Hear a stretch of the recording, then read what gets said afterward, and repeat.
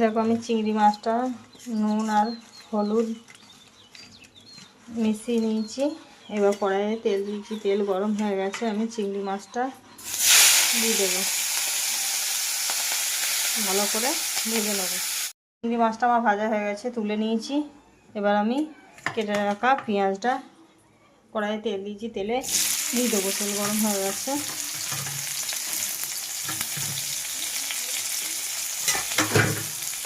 এবার ভালোভাবে ভেজে নেবো।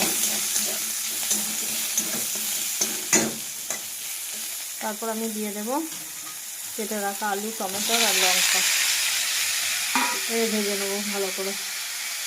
আলুগুলো ভালোভাবে ভাজা হয়ে গেছে। আমি এবার বেটে রাখা মশলাটা অ্যাড করে দিলাম আর দিয়ে দেবো স্বাদ মতন লবণ। এবার এটা আমি ভালো করে একটু কষিয়ে, মশলাটা কষানো হয়ে গেছে। এবার আমি একটু জল অ্যাড করে দিলাম আর দিয়ে দিলাম ভেজে রাখা চিংড়ি মাছ আর ধনেপাতা। ভালোভাবে পাইল করে নেব আর একটু জল অ্যাড করে ঢাকা দিয়ে দেবো। দেখো বন্ধুরা, আমার চিংড়ি মাছ আর আলু দিয়ে ঝাল পুরো রেডি।